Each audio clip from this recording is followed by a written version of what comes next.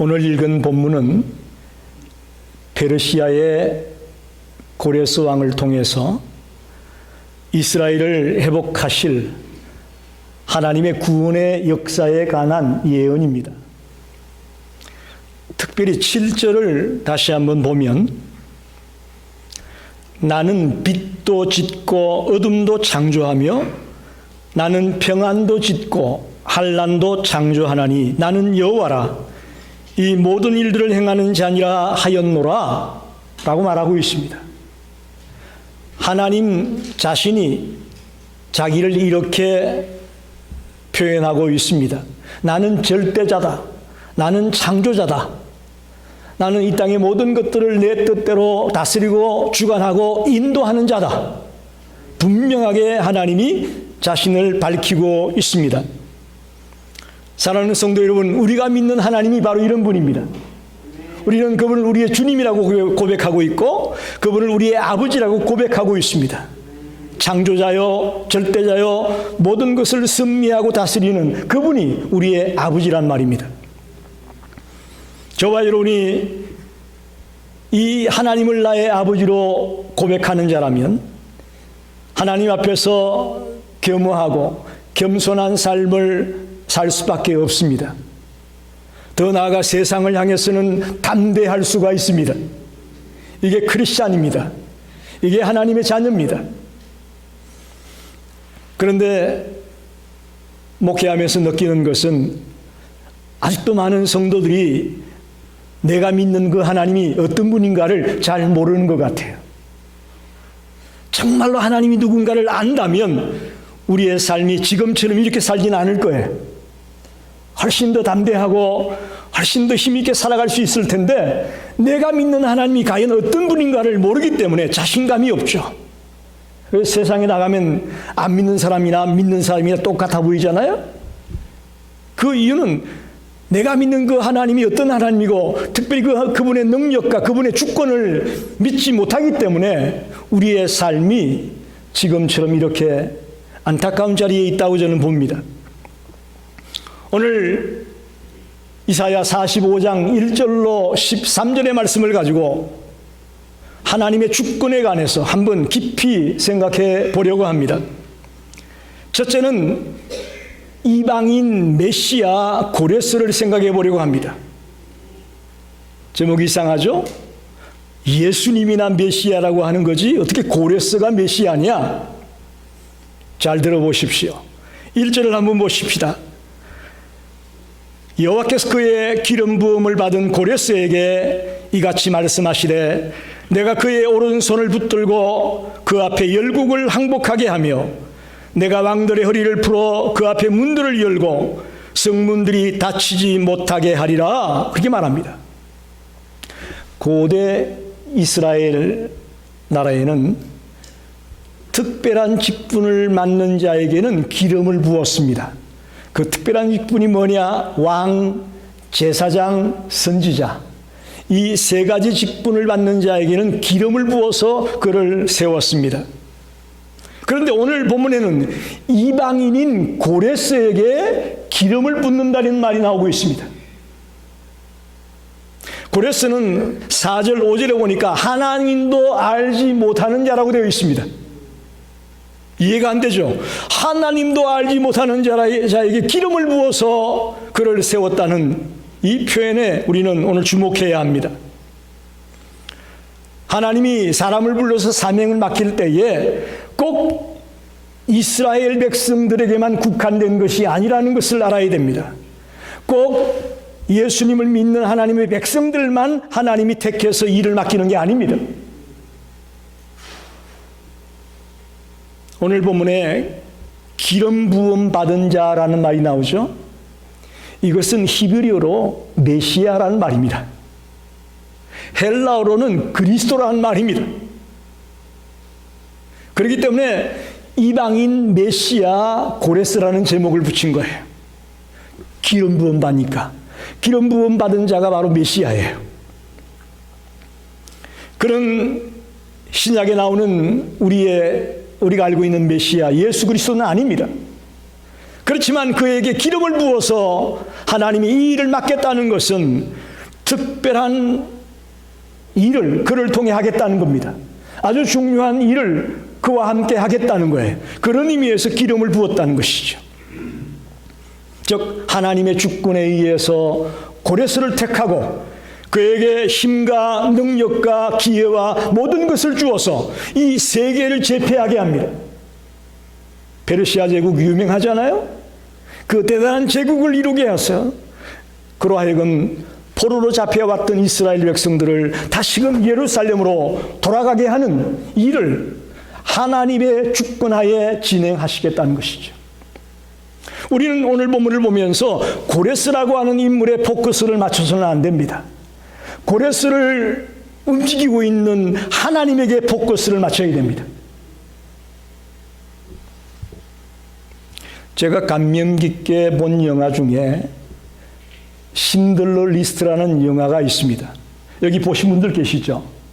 신들러 리스트. 1993년에 미국의 스티븐 스필버그 감독이 만든 영화입니다. 특별히 그 당시에 칼라 영화가 유행인데 이 영화는 흑백으로 만들어졌습니다. 스필버그 감독의 그 자기의 주장을 드러내기 위해서 흑백으로 이 영화를 만들었어요.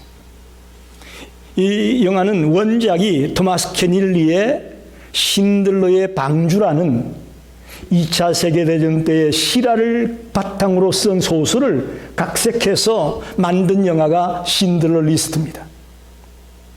1939년에 독일에게 점령당한 한 폴란드 도시에 독일 사업가인 오스카 신들러가 나타납니다.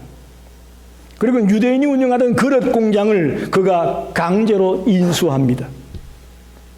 그리고는 나치와 결탁을 해가지고 인건비를 하나도 안 주고 그 수용당에 있는 유대인들을 갖다가 고용인으로 채용해가지고 엄청난 떼돈을 법니다.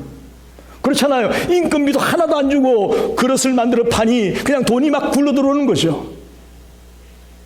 그랬던 그가 유대인들이 시도 때도 없이 죽는 거예요. 시도 때도 없이 총으로 쏴 죽이고 하는 것을 보면서 마음에 갈등이 생깁니다. 그런 중에 자기 회개를 봐주는 유대인이 있는데 이 자크 스턴이라는 이 회개를 보는 유대인의 영향을 또 받습니다. 그래서 오스카 신들러의 초점이 바뀌어집니다.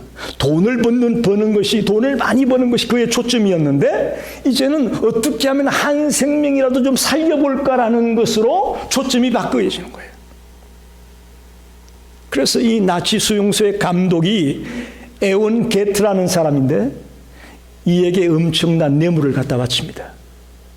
엄청난 뇌물을 갖다 바쳐서 자기 공장이 잘 되게 해달라는 얘기가 아니고 그 뇌물을 갖다 바치면서 아우슈비츠 수용소로 끌려가 죽게 될 그 유대인들을 빼냅니다. 약 1100명에 가까운 죽어야 될 유대인들을 살려내는 그런 역할을 한 사람이 오스카 신들러입니다.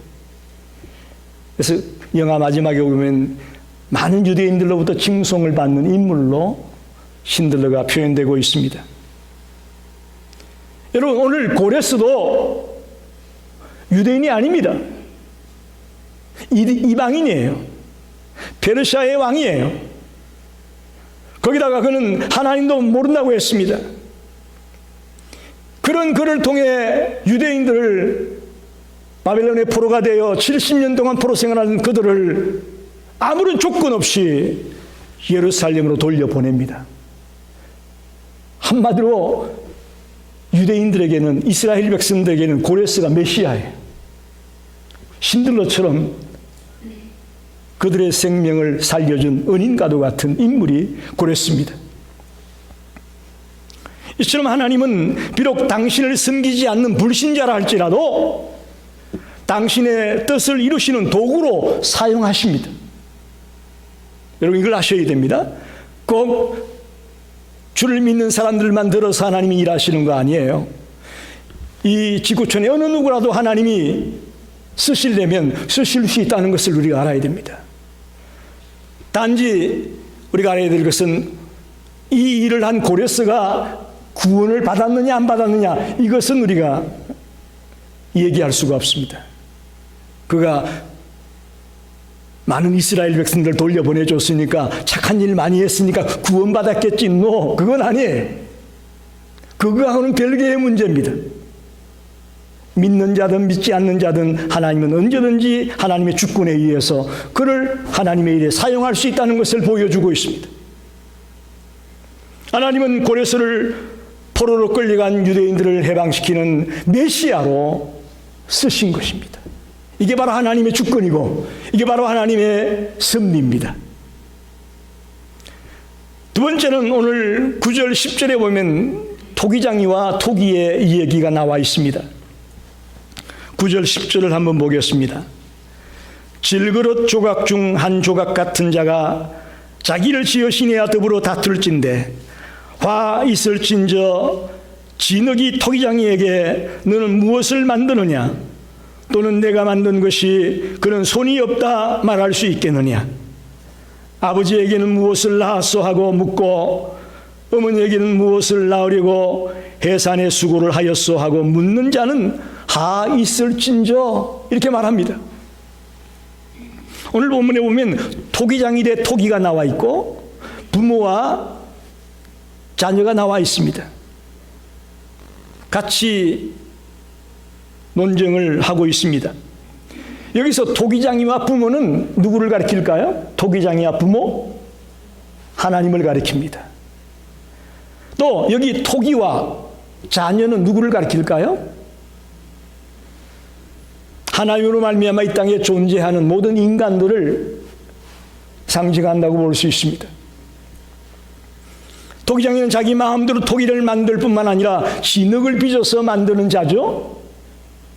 이것은 하나님을 상징하는 것입니다. 하나님도 자기의 주권대로 진흙을 빚어서 인간을 만드셨고 이 땅을 다스리게 했습니다. 하나님을 상징하기에 아주 적합한 인물이 토기장이라는 것이죠. 부모도 마찬가지입니다. 아이에게 생명을 갖게 한 존재가 부모 아닙니까? 하나님도 우리에게 생명을 주신 분입니다. 하나님의 상징으로서 부모처럼 좋은 것은 없습니다. 여기서 강조되는 것은 토기장에 의해 만들어진 토기든지 부모에 의해 태어난 자녀이든지 간에 절대로 그들에게 불평할 수 없다는 거예요. 절대로 그들에게 항변해서는 안 된다는 거예요. 우리 어땠습니까? 힘들고 어려우면 때때로 불평도 하고 원망도 하고 짜증도 부리고 할 때가 있었잖아요. 그러나 토기장의 손에 만들어진 토기라면 부모에 의해 태어난 자녀라면 절대로 불평하거나 항변할 수 없다는 것이 오늘 하시려고 하는 말씀입니다. 여러분 보십시오. 토기장이는 절대 근한을 가지고 자기가 그릇을 만드는 거예요. 그죠?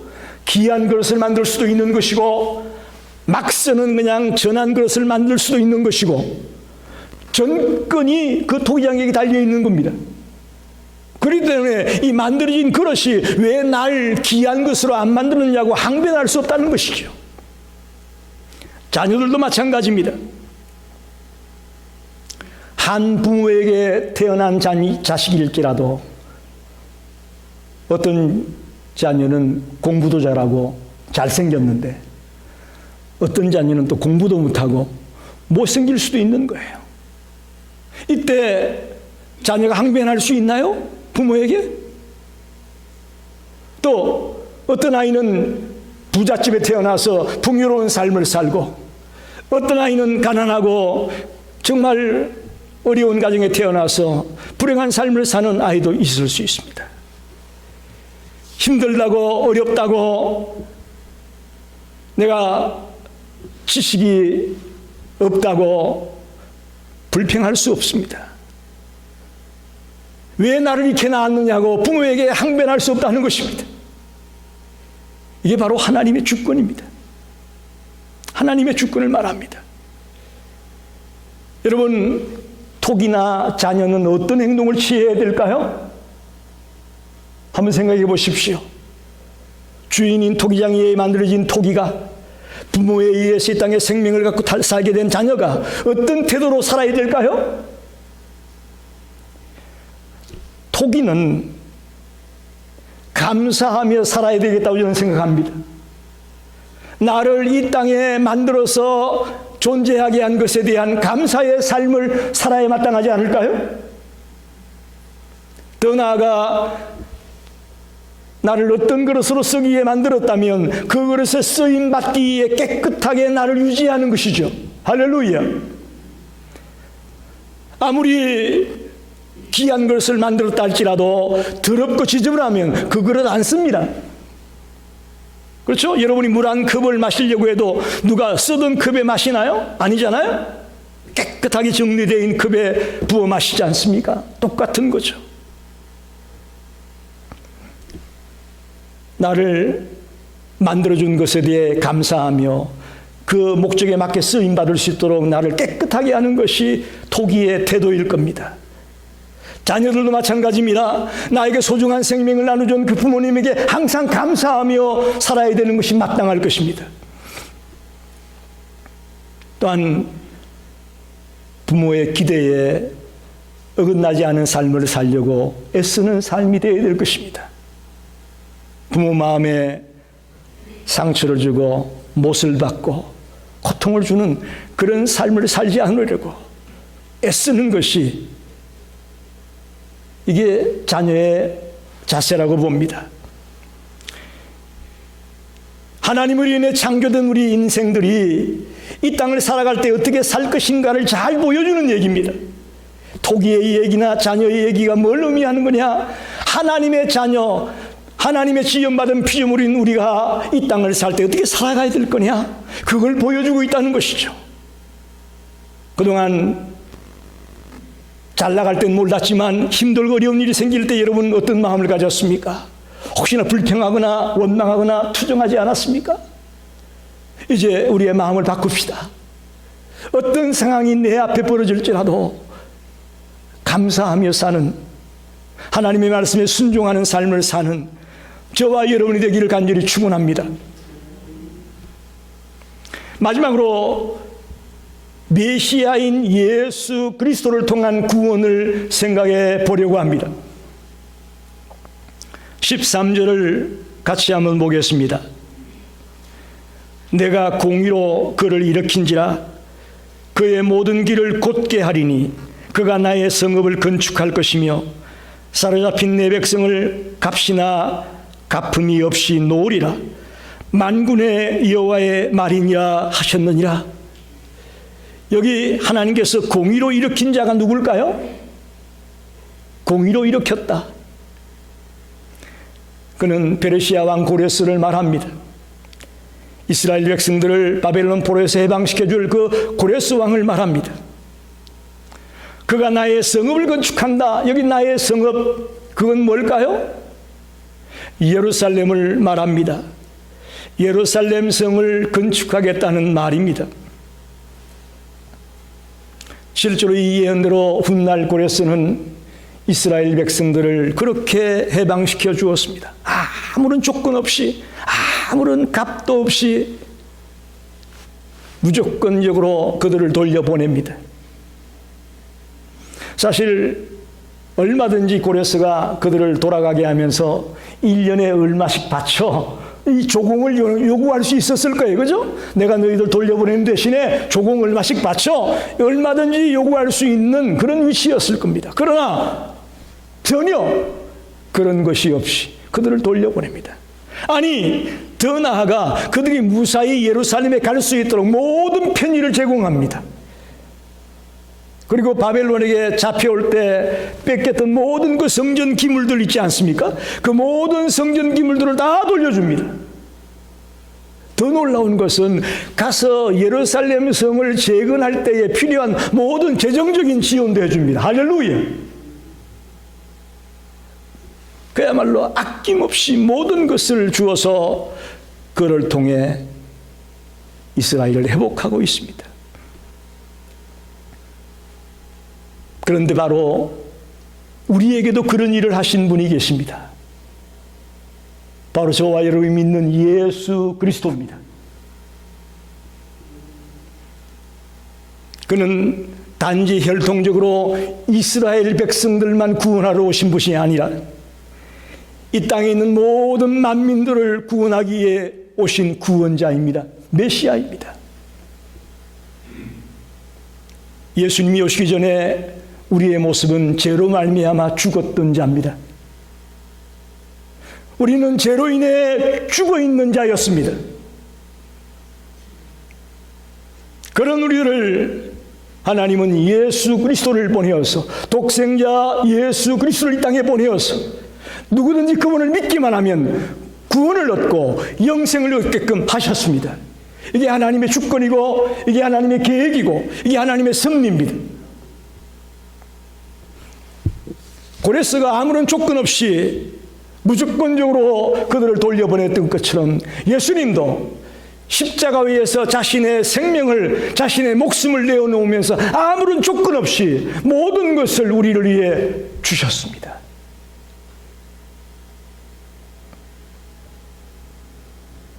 예수님의 사역은 하나님의 택한 백성들을 구원하는 것이었습니다. 더 나아가 고레스가 예루살렘의 무너진 성을 재건할 수 있도록 모든 것들을 제공했던 것처럼 예수님은 우리가 죽은 뒤에 하나님의 나라에 들어가서 영원히 거처할 새 예루살렘을 주님은 지으십니다. 그러니 여기 13절에 나와 있는 공의를 행할 자, 또 나의 성읍을 지을 자, 고레스를 말하고 있지만 우리들이 바라볼 때는 이 자는 바로 예수 그리스도입니다. 그분이 우리의 죄를 위해 모든 것을 쏟아부으셨고, 더 나아가 우리가 영원한 하나님 나라에 들어가서 거처하게 될 새 예루살렘, 영원한 안식처를 지으신 분이십니다. 사랑하는 여러분, 이것이 바로 하나님의 주권입니다. 오늘 말씀을 정리합니다. 이사야 45장 1절로 13절의 말씀 속에서 우리는 다시 한번 하나님의 주권을 보게 됩니다. 내가 토기장이가 아니고 나는 토기구나 라는 것을 아셔야 됩니다.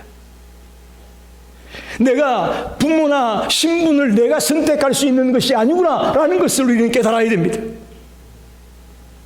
더 나아가 이방인인 고레스 같은 사람도 하나님이 일을 맡겨 쓰시는구나.